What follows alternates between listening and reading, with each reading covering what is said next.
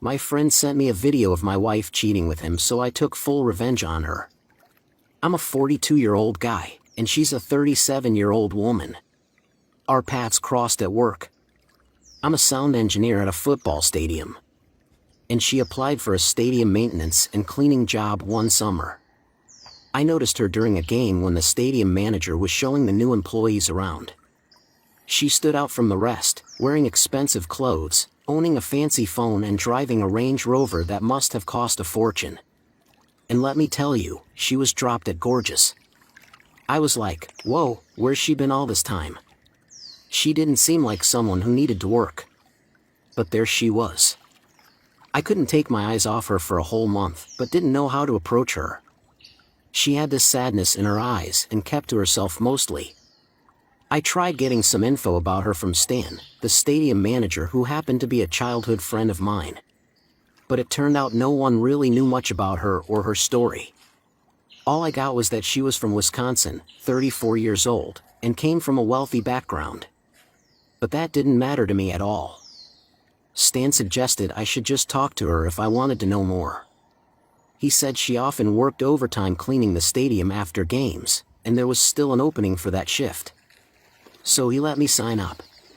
And that's exactly what I did.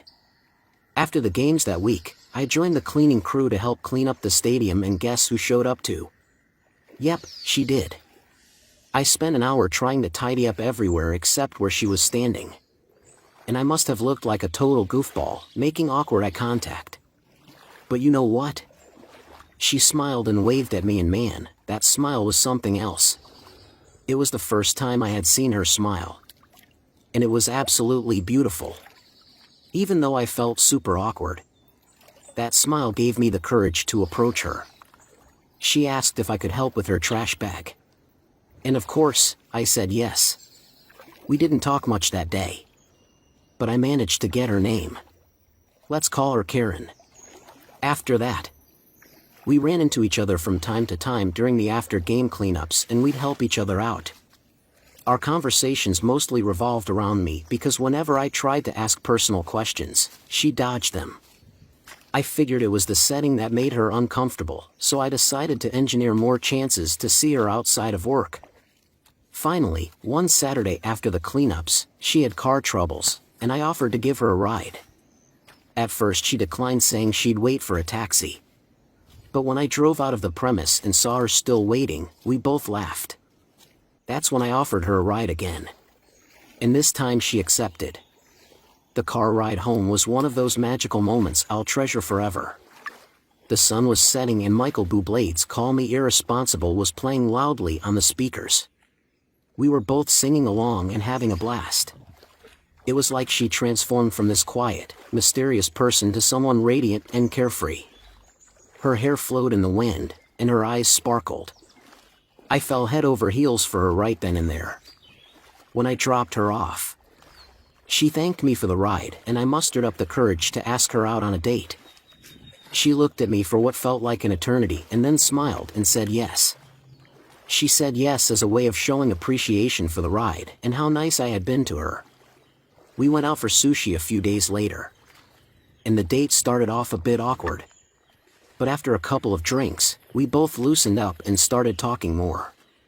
Turns out we had a lot in common, like our love for seafood and the same type of wine. I asked her why she didn't talk much about herself. And she said she just didn't feel like it most of the time. It turned out that Karen's dad had a successful steel factory in Wisconsin. She grew up as an only child in a Jewish family. And it wasn't always the most fun experience for her given the circumstances. Her dad was Jewish, but her mom had Jewish ancestry, but her dad wasn't pleased with the guys she brought home so far. He disowned her twice and cut her off completely. That's why she needed a job at the stadium so she wouldn't rely on him for money. She had dated a bunch of different guys in the past, and they were all a mix of characters, from pills dealers to ex-convicts to crazy people. I could see why her dad didn't approve. She once told me she had a thing for broken and damaged people. And she liked living dangerously. I couldn't quite understand why someone like her would want to be with those kinds of people. But that night we spent together ended well. And it was clear she liked me. At that time, she had just come out of a relationship with an offensive pills dealer, but her dad made her leave him. She didn't want to leave, so he cut her off. Eventually, she left him when the police found hard pills in her car, which her boyfriend had left there during one of his runs. Because of that, she lost her nursing license and broke up with him. For the next 6 months, she sent me mixed signals, sometimes pulling me close and other times pushing me away. It left me confused for a while, but I didn't lose hope. We flirted for over a year before I saw enough positive response to pursue her more seriously. She asked me to help her pack up her things for the move to a place not too far from mine.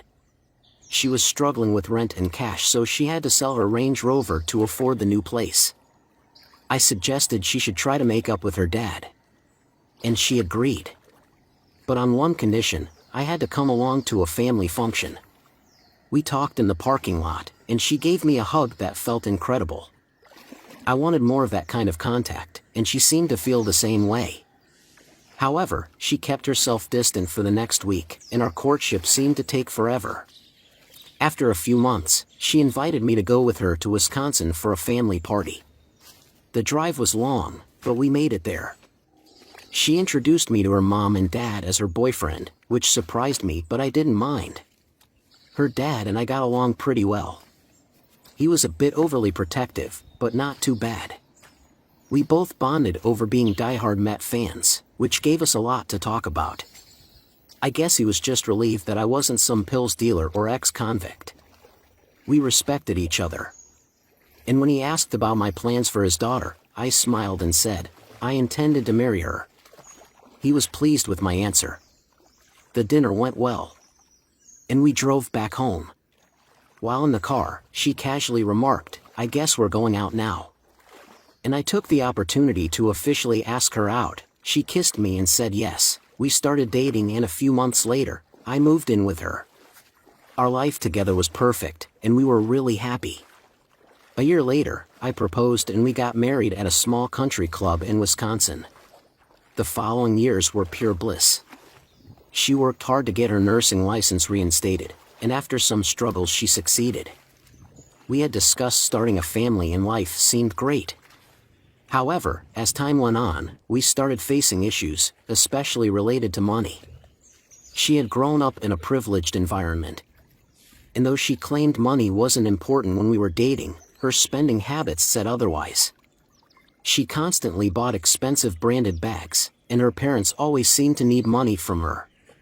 It bothered me, and I tried talking to them about it. Her dad understood where I was coming from, but her mom didn't quite get it. We had a major fight when I confronted her parents about giving her money, and she got furious, accusing me of embarrassing her. From there, things went downhill as other bad habits started showing up. She became irresponsible, partying and staying out late like a college girl, drinking and having a blast whenever she could. Her dad's influence at the hospital where she worked gave her special treatment, so she showed up whenever she pleased. The chief nursing officer had complained about her countless times, warning that if she kept it up, she'd be fired. We fought a lot about her behavior. I tried to tell her that she was now a wife and soon to be a mother, and she needed to be responsible, but she just told me to go to hell and that she was only accountable to herself. Eventually she did get fired, but it didn't seem to bother her at all. Her mom continued to spoil her, ignoring everything I said, claiming that Karen was delicate and not used to suffering. And I couldn't understand that. Some days she'd come home late, and on one occasion she didn't come home at all. I had to go out at 3 a.m. to look for her, and her friends were surprised she wasn't home as they had put her in a cab before leaving. Turns out she hailed a cab and went back to the club after her friends left, wanting to continue partying. When I got to the club, I saw her in the parking lot with a big guy in an inappropriate situation, and it drove me crazy with anger. I rushed at him and we ended up in a scuffle, exchanging a few blows until the club's security intervened. Thank goodness they did, because the guy had a knife and he could have seriously hurt me with it. I got a few injuries in the process. Karen just watched and cried, begging us to stop when we got home. I was furious and shaken. I couldn't handle the first aid for my wounds. I wanted her to leave, but she begged and promised to change. The sight of blood and injury seemed to get to her, and she felt remorseful and guilty. She stayed with me the whole week and we had long talks. I suggested she see a therapist or counselor to work through her issues. And she agreed. She had a tough childhood and teenage years, neglected by her parents who only showered her with gifts and money instead of their time. So she ended up with the wrong crowd. Hanging out with pills dealers and obsessions had taken its toll on her. I took her to her first therapy session, and she felt better after talking to the therapist. I went with her to 3 more therapy sessions and overall her mood improved. And she seemed to have more control now. I talked to her parents about her situation and what happened at the club the other day, and the fact that she started seeing a therapist. Her mom blamed everything on me. But her dad understood. She kept improving, quit smoking, came home early, and was thinking about going back to work. Things were good for a few weeks, but then she started slipping again. She'd be on her phone all day texting, and when I tried to talk to her, she'd say I was boring or annoying her. Whenever I brought up her phone use, she'd countered by saying I wanted her to stay home and go out less. We fought a lot and I was getting fed up. One day I decided to surprise her and pick her up from her appointment. When she came out, she was holding hands and laughing with a man I'd never seen before. She introduced him as Charlie, saying they both had therapy appointments and met in therapy. During the car ride home, I asked her about holding Charlie's hand like that. And she brushed it off, saying I didn't need to worry because Charlie wasn't straight. I accepted her explanation. Things were okay for a while. But one day she went to her therapist and I left for work while I was at work. A buddy of mine who works as a sports camera operator called me and asked about Karen. He seemed a bit odd and asked where she was. I told him she was at her therapist's office. He said he had a video to show me and didn't want me to freak out. But it was already too late. As I was already freaking out, he sent me a video on WhatsApp in the middle of the game. He had captured my wife in a hat, holding hands and kissing a man I recognized as Charlie. The same Charlie she claimed wasn't straight. I was so furious. And all I remember is my buddy trying to calm me down. As soon as I finished work, I rushed to the therapist's office. Even though her session wasn't over for another hour.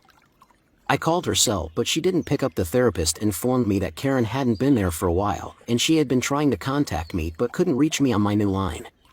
However, I hadn't changed my phone number. Karen had lied, claiming I lost my phone and had to change lines. And she gave the therapist the wrong number. I got back home seething with anger, and waited for her when she finally returned. I asked where she had been, and she said she was at therapy. I questioned why she didn't pick up her cell. And she claimed phones weren't allowed during therapy sessions. Clever excuse. I thought I didn't let on that I had been at her therapist's office or mention the video. I wanted her to come clean on her own. So I asked if there was anything she wanted to tell me. She looked confused and denied anything was wrong for days. I observed her from a distance as she went out every day, supposedly hanging out with gay Charlie and her friends or attending therapy sessions. Little did I know she was actually fooling around with Charlie behind my back. The thought infuriated me. And I couldn't believe she believed I was so naive. I hoped she would eventually confess and tell me the truth. But the weeks dragged on and she remained silent. We didn't even talk to each other anymore.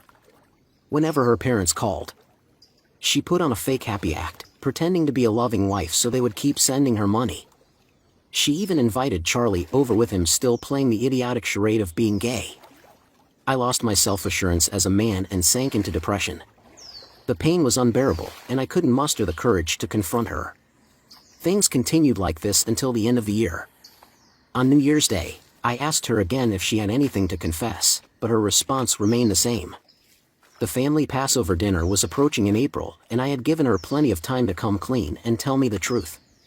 In the meantime, I hired a private investigator to gather all the evidence I needed for what I was about to do. Then I consulted a lawyer and had him prepare the divorce papers. The PII spent weeks collecting photos and videos of them together, holding hands in public, entering their favorite hotel, and even making out in a car. I compiled all the evidence on a flash drive. On the first day of Passover, her family gathered for a big dinner, or Seder, as it's known in Judaism. Everyone came together to eat, exchange gifts, and enjoy each other's company. We arrived late, and an argument erupted over her insistence that I wear an expensive suit she had bought for me. I tried to reason that my regular suits were just fine, but she accused me of acting weird and being annoying. I struggled to keep my composure. She claimed I would embarrass her in front of her family and especially her mother. Finally, we arrived at the dinner. And after prayers and the meal, we began the tradition of exchanging gifts among the adults gathering in the living room. Everyone gathered at the Passover dinner, and even Charlie was there pretending to be clueless and not straight. When it was my turn to give out gifts, I got her dad a Tom Seaver jersey, knowing he'd love it for her mom. I chose a bottle of wine, which she might not have liked, but she smiled graciously. And for Karen, I handed over a small box containing the flash drive with all the evidence. She seemed puzzled and gave me a strange look. But I told her it held all the reasons why I loved her and some of our best memories together. The family found it cute, but Karen rolled her eyes at me. I suggested she played on the TV for everyone. And they all agreed, so she plugged the flash drive into the TV's USB port, and the video started playing as the pictures began to reveal the truth. Everyone was silent. Karen didn't move, and tears started streaming down her face. Charlie's expression was priceless. Infidelity was taken seriously in her Orthodox Jewish family. And I genuinely felt sorry for her dad. I got up, approached him and personally apologized for everything, then placed the divorce papers on the table, telling Karen that I needed them signed. Both Karen and her mom went on their knees pleading and crying. But I stood my ground. I had given her ample time to come clean, and her apologies now seemed hollow since she was only remorseful because she got caught. I also went to her dad and offered my apologies again, feeling sympathy for him. Embarrassed by his daughter's actions, I sat in the car and tears streamed down my face. Eventually, I gathered myself, went back home, packed up all my belongings and left. The divorce was finalized a few months later. And her family completely cut ties with her. You know how serious they are about infidelity in Orthodox Jewish communities. Her mother occasionally texts me, calling me a monster for supposedly ruining her daughter's life. But I've moved on and found happiness. Sometimes I miss her. But she's the one who caused all this pain between us. The last I heard, she had found a job at a 911 and was pregnant with a crackhead. It's a shame how her life has turned out. Despite everything, I still keep in touch with her dad. We've become good friends over time.